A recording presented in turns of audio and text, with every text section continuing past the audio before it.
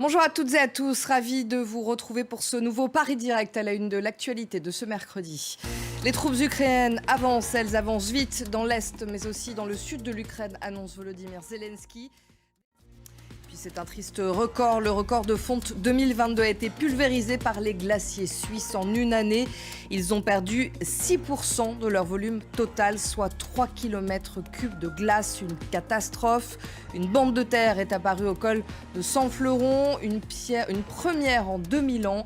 Des phénomènes qui rendent le changement climatique visible aux yeux de tous. Vous découvrirez ça dans une quinzaine de minutes. Mais d'abord, c'est le journal. L'armée ukrainienne continue d'avancer dans l'est de l'Ukraine, tout comme dans le sud, dans la région de Kherson. Volodymyr Zelensky a annoncé que des dizaines de localités avaient été reprises. Le président ukrainien parle d'avancées puissantes et rapides de ses troupes. Il a remercié Joe Biden pour le soutien militaire continu des États-Unis, un soutien déterminant dans cette grande contre-offensive. Marc Pope.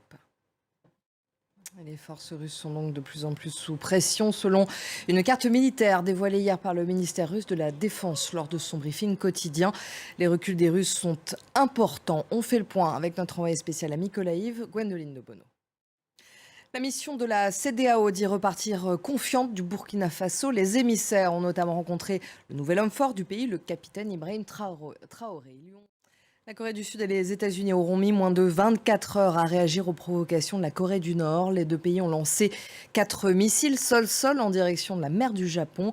Mardi, Pyongyang avait tiré un missile balistique qui était passé au-dessus du Japon. Le pays avait dû se mettre en état d'alerte. Marc Pope.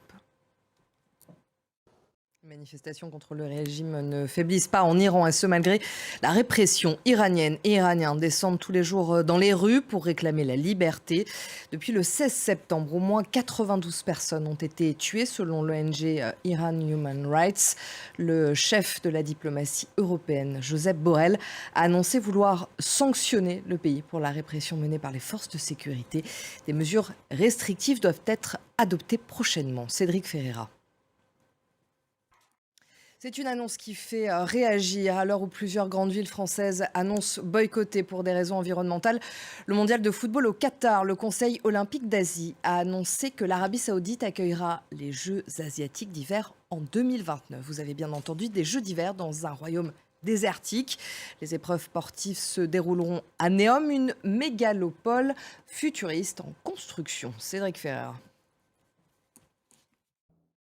La Fondation Louis Vuitton accueille à partir d'aujourd'hui une exposition exceptionnelle. Elle réunit les deux artistes peintres Claude Monet et Joan Mitchell, l'occasion d'un dialogue entre les œuvres de ces deux géants du paysagisme. Visite signée Marie Bérurier et Claire-Marie Denis. On fait tout de suite un point sur les titres qui dominent l'actualité de ce mercredi. Les troupes ukrainiennes avancent, elles avancent vite dans l'Est mais aussi dans le sud de l'Ukraine.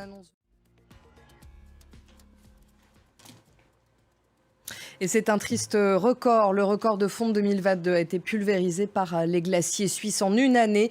Ils ont perdu 6% de leur volume total, soit 3 km3 de glace. Une catastrophe.